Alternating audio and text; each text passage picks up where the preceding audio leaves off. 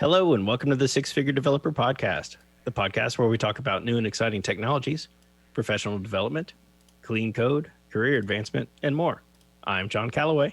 I'm Clayton Hunt. And I'm John Ash. With us today is Matthew Jones. Matthew is a programmer, a dad, a husband, a geek, a blogger, a speaker, lots of things. For the last 10 plus years, he's been working in business with the .NET framework and dabbling in other technologies along the way. Welcome, Matt. Thanks Matthew, for having me. Do you prefer? Do you have a preference? So I normally go by Matthew, but I'll answer to both. That's totally fine. All right, Matthew. So before we get started on sort of talking about the meat of the podcast, would you just sort of give our listeners a little introduction to yourself? Maybe tell them how you got started in the industry. Sure. So I started relatively late. I was already in college before I ever programmed anything. In high school, I was in a robotics club that competed in the first competition. And in my robotics club, I decided I wanted to be someone who built robots. So I went to school as an electrical engineering major and saw the syllabus for the 4-year plan of getting that degree, saw that there were 5 semesters of physics, and basically said, nope, not doing that. So switched my degree to computer systems engineering, which was a fusion of computer science and electrical, and found that I liked the programming side far more than the electrical side. And so got my degree from Arizona State and went to work for some big multinational companies in programming, and been doing it ever since. Very cool. So what do you do these days? What are you working on?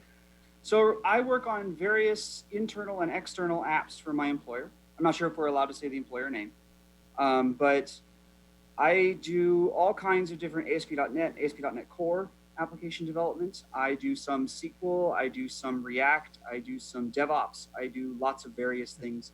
My position at my employer is lead developer, so that basically just means I'm in charge of architecting applications and getting out of my other programmers' way, pretty much. What Cool. size is the team there? So I've had various teams. My current team is 3. My prior team was 10.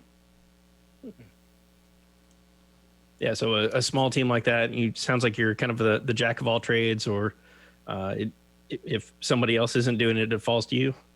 Yeah, pretty much. I set the direction and we all follow it until I figure out whether or not that was right in the first place, and then we change. Even if it was right? Well, I mean, it's going to be right for a certain amount of time, so we'll see.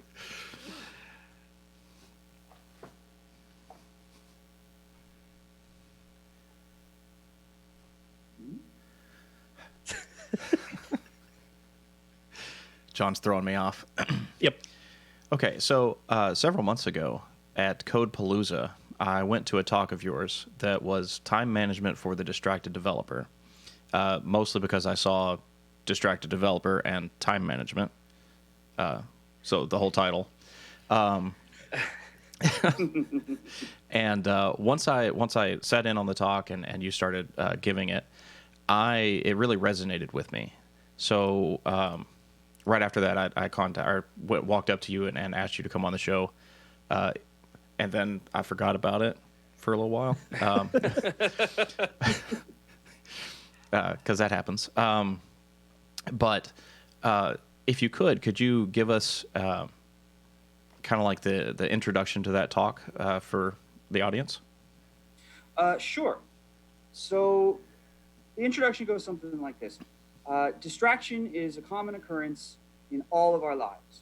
Programmers are thought workers. We work primarily in our mind. Our coding is a mere side effect of what we actually do. So because of that, we have to deal with the daily distractions of just working in such an environment. Now, there are some of us, myself included, who have a little bit more difficulty with doing something like this. So in my particular case, I am diagnosed attention deficit hyperactivity disorder. My particular flavor of that condition is that I find it very difficult to pay attention for long periods of time. And so I've had to learn various methods of dealing with this condition in an environment in which we pretty much do nothing but think. We think about problems all day, every day, And for someone who's very easily distracted, that becomes quite the burden. So about a year and a half ago, something along those lines, I started compiling a list of different techniques and tools and just thought exercises and stuff like that for various ways that I could help myself be less distracted, be more in a state of flow.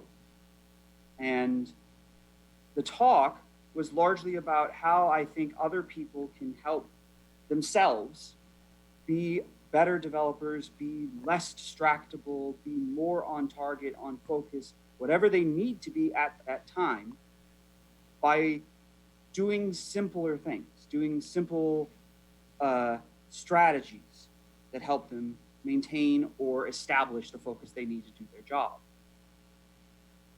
The main point of the talk was that these different strategies are there to help us get into that state. I mentioned flow. That's a psychological state in which there is nothing but you and the problem you're working on. There is, so we've all heard the phrase "in the zone," right? Yep.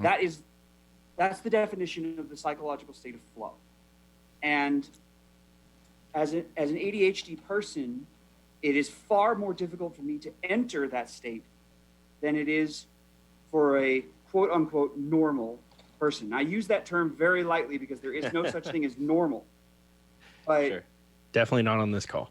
right. Right, but my struggle since I was 7 has been to rein in my brain's tendency to think about things other than what I want to be thinking about at that time.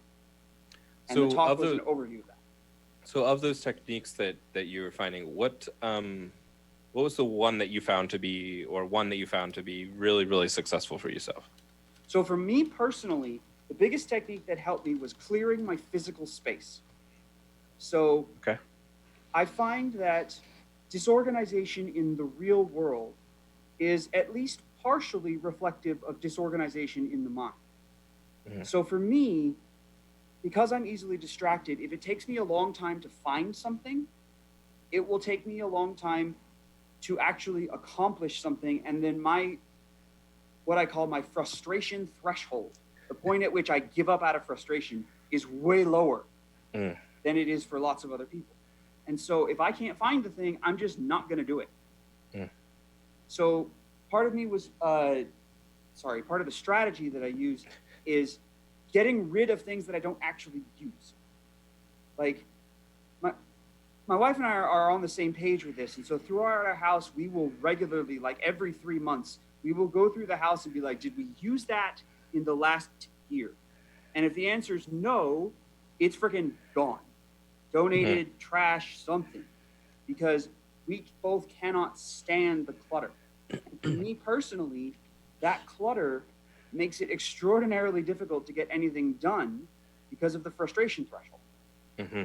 So the biggest thing that I did to improve my ability to focus was to get rid of the things causing distraction, get rid of the clutter. What if, excuse me, what if the things that are causing distraction are environmental, or your coworkers, or just the situation that you find yourself in? Because Get rid of your coworkers. well, that's not always possible. But I mean, I've worked in environments where I had my own office. I've worked in environments where I've shared a closet space with 3 other people.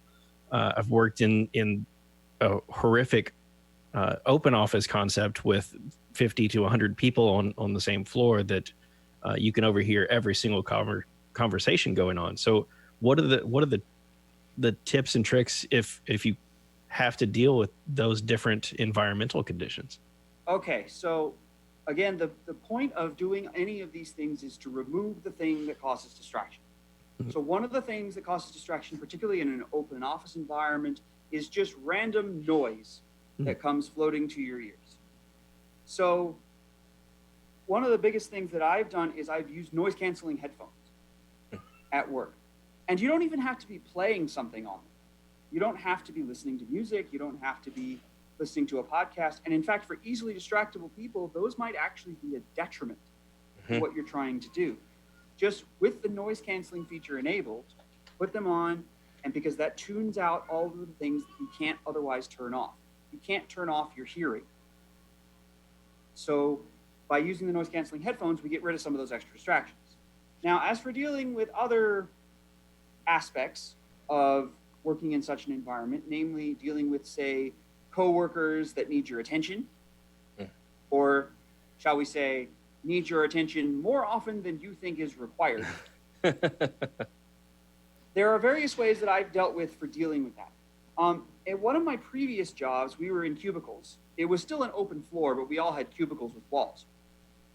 And so one of the things I would do is I would hang a yellow plastic chain across the entrance to my cubicle whenever I needed people to not bug me for a while. And the first couple times, nobody understood, and they would just go under the chain.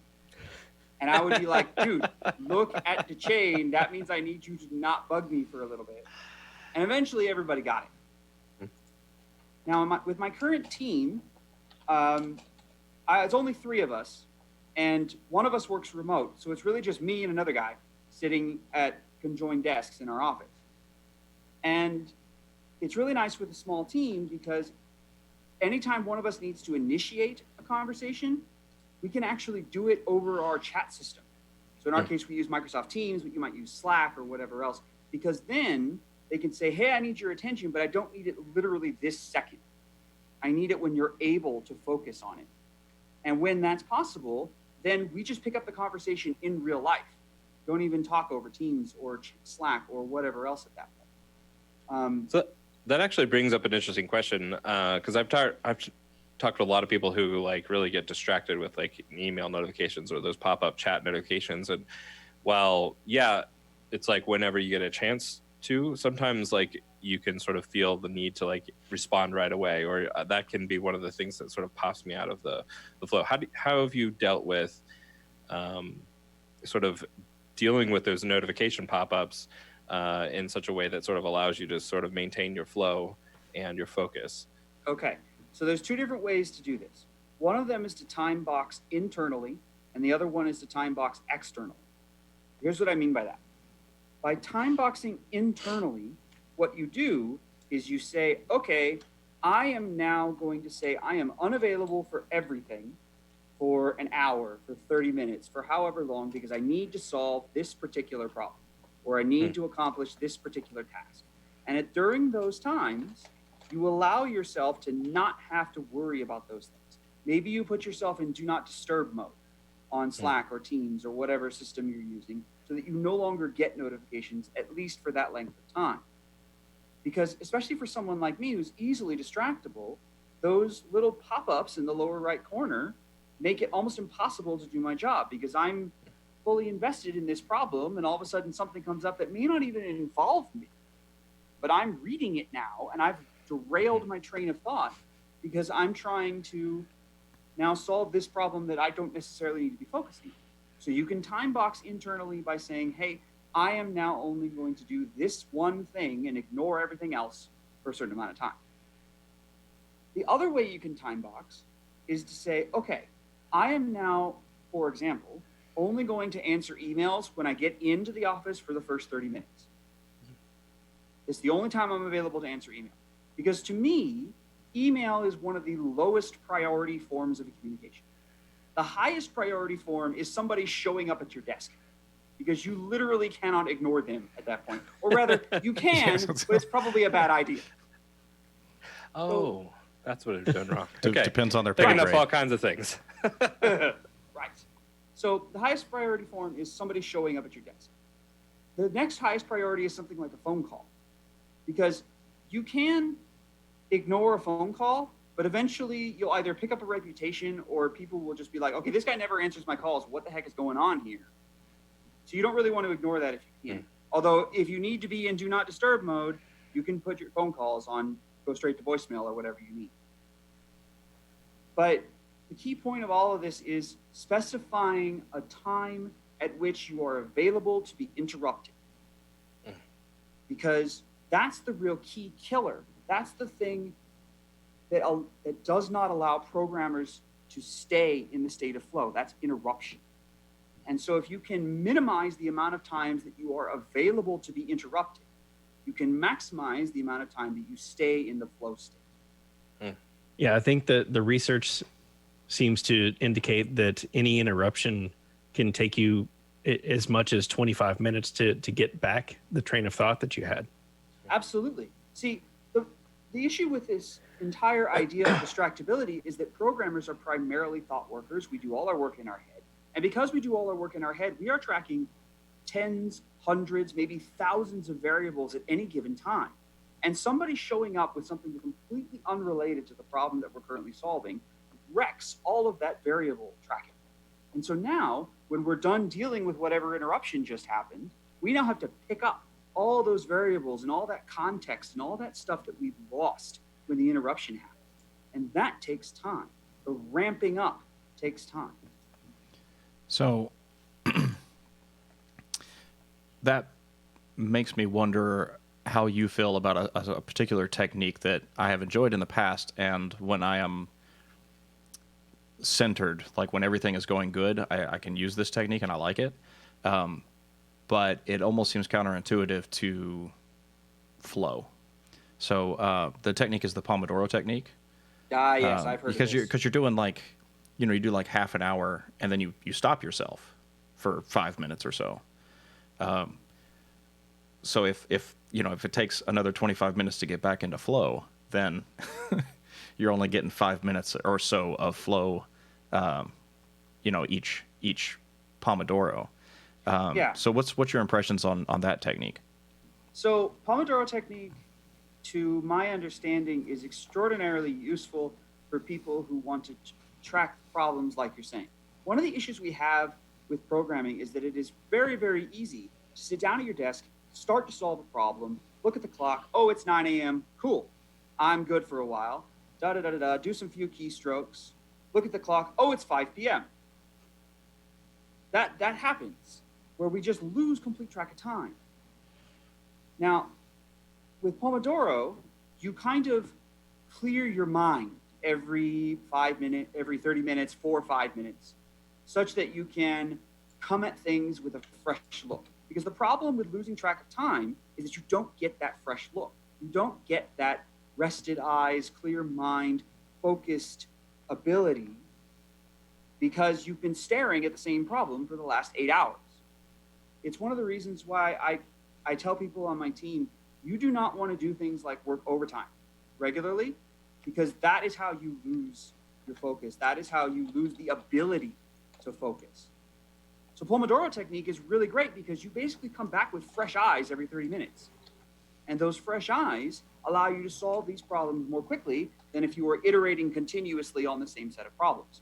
I like Pomodoro technique, or rather, I like the theory of it. I have found that as an easily distracted person, it does not help me all that much, because there's a concept in ADHD that's very similar to flow, but actually far more damaging, and that's called hyperfocus. And in hyperfocus, you have this compulsion to finish what you are doing. But in flow, you have a desire to finish what you are doing. And those are subtly different states. Because in flow, you want to finish. In hyperfocus, you need to finish. Yeah. And that was one of the next things that we were going to bring up. I couldn't remember what it was called, but I remember it from your talk. And I feel like I skip right over flow and go straight to hyperfocus. And it doesn't even, like, if I listen to Spotify to kind of help me get into flow, and I don't hear the first 30 seconds of the song. Like 30 seconds into the song, I've already tuned it out. I've tuned out the rest of the world, and I'm in flow. But then if somebody stops me, I've had to have people ask me something like 6 times in a row because I can't stop processing. Like, I'm looking at them and they're talking, but I'm like, oh, and the variable goes there, and then the thing goes there, and I know exactly how you feel. It's true. I've been there. I am there all the time. Like, it doesn't take any time for me to get to that state, and then the world doesn't exist. The only thing that exists is the problem. And it feels like I almost can't work if I'm not at that point. Like it's all or nothing. Like if I can't get into that state, then I'm just watching YouTube videos. Yep. And Go ahead. yeah, and what you're describing, that feeling of I must finish this, I must complete this task, that is indicative of hyperfocus. Again, the primary difference between flow and hyperfocus is that in flow you want to finish, in hyperfocus you need to finish. And hyperfocus is so damaging that way because you no longer are able to stop. You no longer feel like you can stop once you're in hyperfocus. So you get to situations where, all right, I'll just solve this problem, and it's 4 o'clock, and all of a sudden it's 10 o'clock at night, and I missed dinner, and I missed reading time with my kids, and I missed all this stuff because I was trying to solve this bloody problem, and I don't know what to do about it because I still can't solve it. So now I can't go to bed because I'm focusing on it so much. I'm literally laying in bed trying to solve this problem. Pomodoro technique that you mentioned earlier, that helps a lot with hyperfocus because it forces you to stop. The best way to break out of hyperfocus is to just stop. But the problem is we as someone who is in hyperfocus do not have the ability or even the desire to stop. So that's why we need to rely on external stimuli. It might be a loved one coming to remind you, hey, I need to go get this. You need to come down for dinner or something. Hey, it might be a timer on your phone that says you must be done by now. So go on downstairs or go with your family or go somewhere else. The really hard part about being an easily distracted individual is that most of the time we don't notice we're in hyperfocus until way too much time has already passed. Or the wife is yelling at you. Yeah. Or the kids are like, why didn't you come tuck us in? Yeah, where is daddy? Yeah. Yeah. I've had this problem. I've been struggling with this problem for years. And unfortunately, it's one of those things that takes, I don't want to say knowledge of your own mind. That's kind of what it is. But you just got to pay actual and purposeful attention to what you're currently doing, to whether or not you want to do this or you need to do this. And if you need to do this, can you step away? Will the world end if you step away? And if the answer is no, step away. I think the big problem is the world doesn't exist. Yeah, and like I said, it's part of being mindful of what you're currently doing. So with flow and with hyperfocus, it takes practice to be able to even recognize that you're in those states. Yeah. And in the particular case of flow, practice to recognize that you're in it and then not immediately lose it. So part of being mindful is looking for that want versus need. Looking for that, do I want to finish? Do I need to finish? And if I need to finish, can I step away? Because I'm at risk of being in hyperfocus for too long. I'm at risk of ignoring all the other responsibilities I have. Yeah, my brother-in-law suffers from ADHD, and his wife will jokingly say that hyperfocus has helped him complete so many home improvement tasks that he just once he starts it, he absolutely has to finish it. So where is that balance between that hyperfocus and healthy focus in using something like Pomodoro technique or something like that? Myself, not surely. I don't think that I suffer from ADHD, but I find that if I get distracted, I do have quite a bit of difficulty getting back in the zone, finding the flow. I find that I work best with requirements that I thoroughly understand. If I know how to implement this feature, if I understand all the requirements and have or am fully invested in this, I can get back in the flow pretty easily. I have the requirements in my head. I have them mapped out. I have them written down. I have something.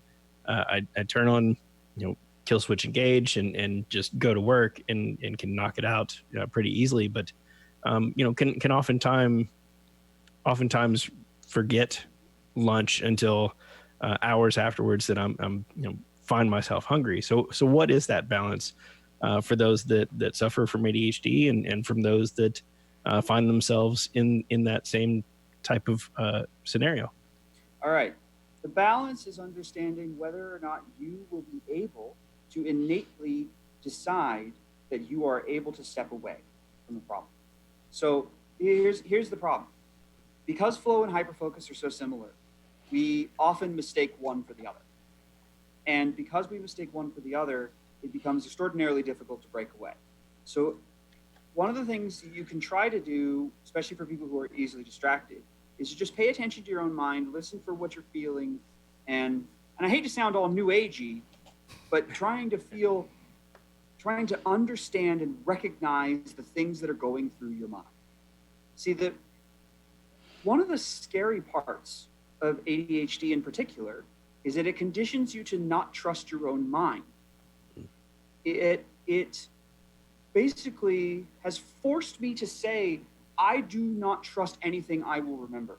So if I see I'm supposed to do something and say, I'll just remember to do that later, 9 times out of 10, I won't.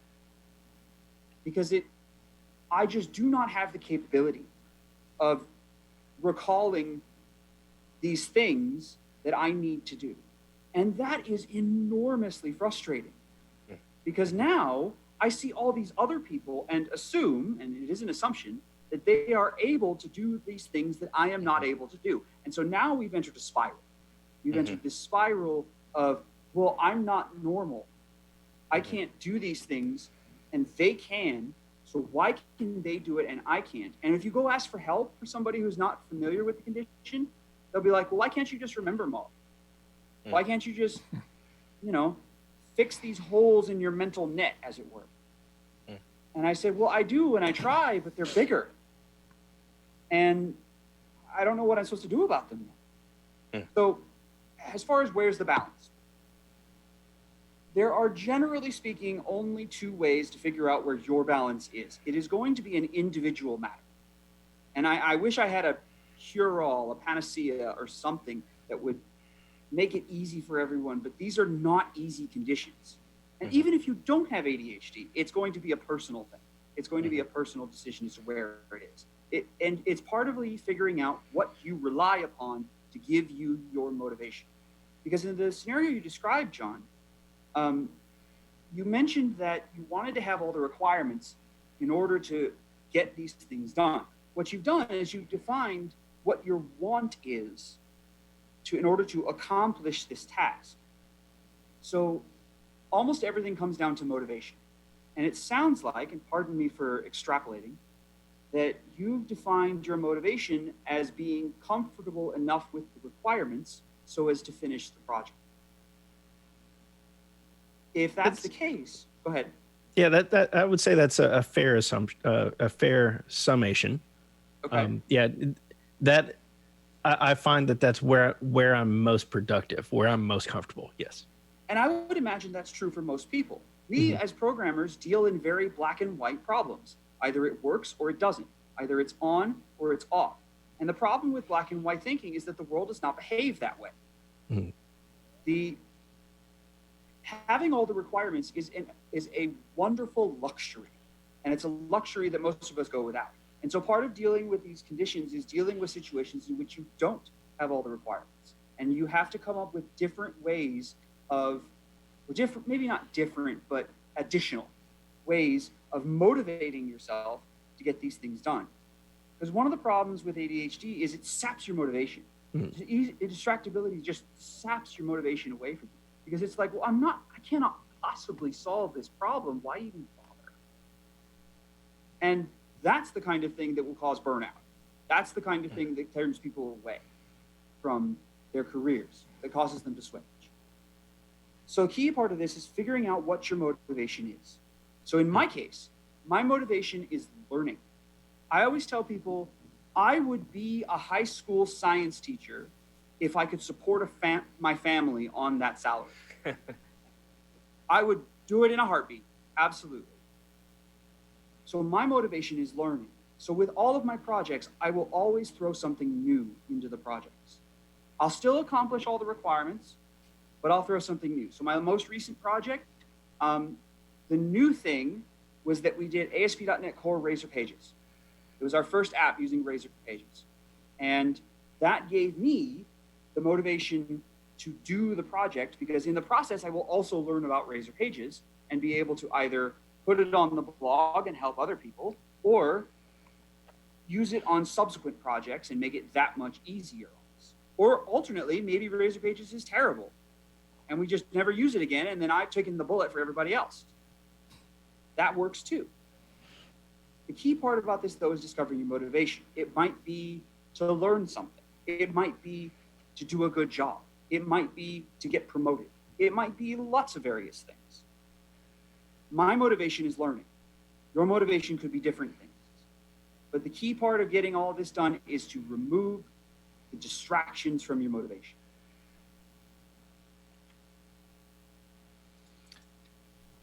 Very cool. Do you have some resources that you might be able to point listeners to who are trying to dealing with distractions, that are trying to, maybe find some more of these techniques, or understand more about ADHD, understand more about hyperfocus, etc.? Sure. One of the best online resources is a site called Attitude Mag. So that's ADDITUDE Mag. And they are a publication specifically designed for people, and this is all people, adults and children, with attention deficit hyperactivity disorder. And so they publish all kinds of different ways to help yourself deal with it, to help your child deal with it. And I know that helps me in particular, because not only does my father have it, my oldest son also has it. And so having a resource on how to deal with certain situations that ADHD either exacerbates or just makes generally more difficult, Attitude Mag is one of those places to get good resources. There are also two major books, and they're actual dead tree books that are very useful. One of them is called "You Mean I'm Not Lazy, Stupid, or Crazy?" And that's a general introduction to what does a diagnosis of ADHD mean, what does it mean for your mind, and how do you deal with it going forward. And the other one, and pardon me, but the title's escaping me for a moment, I'll have to go find it, primarily deals with how to deal with other people. Because, again, because ADHD conditions you to not trust your own mind, because easily distracted people don't trust their own minds, it becomes almost a level of resentment between you and the air quotes normal populace. And so this other book, and I'll have to go look up the title here in just a second, deals with a lot of that. How do you deal with that resentment? How do you deal with the fact that your brain does in fact behave differently from other people? And so let me go grab it real quick. There we go. It's called Delivered from Distraction by Edward Halliwell and John Rady. It might be Ratty. But that book, I read this probably 15 years ago when I was first starting my actual career, in other words, out of college. And it helped me understand why I behave, why I think the way I do. And even for people who don't have ADHD, it might be a useful window into maybe their loved ones that do, or maybe their own natural inclination to being distracted.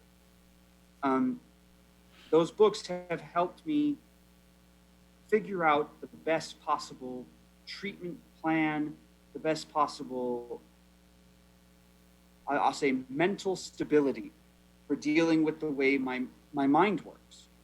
And I don't say this to be bragging, because it is absolutely not intended as bragging, but my mind just works differently from most other people. And I find that ADHD people either are fully aware of that fact or are not at all aware of that fact. And the book Driven to Distraction fills in the gap. Okay, very cool. Thank you. To sort of wrap up, we're going to go in a little bit of different direction here. Would you give our listeners who maybe are just getting started, what sort of words of wisdom or sort of advice would you give to them who, they're looking to get started, they're looking to get a leg up in their careers, kind of what would you say to them specifically? To the people that may be easily distracted? No, I mean, Just in you general? can say to that, but just in general, just getting started with their careers, they're just trying to get, like, what would be sort of like the critical piece of advice that you would really give to them? Teach. And Okay. it doesn't necessarily matter how you teach. You could write a blog. You could do a video series. You could host a podcast. You could do all kinds of various different things. You could go to your local community college and be an adjunct professor. But the only way to truly know you understand your stuff is to teach it to somebody else. Because at that point, you now can see the holes in your logic. Or rather, if you don't see it, they will. And they will tell you, and then you can go fill in those holes. The best way to know that you know the thing you're talking about is to try to teach it to somebody else.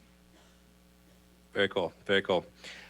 How about if our listeners want to follow you specifically? Is there social media or some place where they should do that? Yep, there certainly is. I write a blog. That blog is called exceptionnotfound.net. I'm exception not found on basically everything. So I'm Twitter and GitHub. You can find me as exception not found. On Twitter, there's no O or U in found because apparently that was too long a name. I'm also on LinkedIn. Although if you Google for Matthew Jones, you will almost certainly not find me. I have an extraordinarily common name. So you'll probably just want to go to the blog and use the link from there. Cool. All right. And then we certainly know you from speaking engagements and have seen you around on many conferences. What do you have any other speaking engagements that are kind of up and coming that you could kind of shout out? So I don't at the moment. The most recent one I completed was Code Mash back in January. I have applied to several, but I generally only do a few a year. I usually only do 2 or 3 a year. I've got some hopefuls coming up, so if I get accepted to any of them, I'll put it on my Twitter and the blog. Cool. Awesome. All right. Well, thanks, Matthew. Really appreciate you coming on the show. Yeah, thank you very much for having me. That was Matthew Jones. Matthew is a programmer, a dad, a husband, a geek, a blogger, a speaker, lots of things. For the last 10 plus years, he's been working in business with the .NET framework and dabbling in other technologies along the way.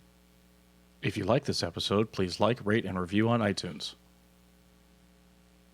Find show notes, blog posts, and more at sixfiguredev.com. And be sure to follow us on Twitter at sixfiguredev. This has been another episode of the Six Figure Developer Podcast, helping others reach their potential. I am John Calloway.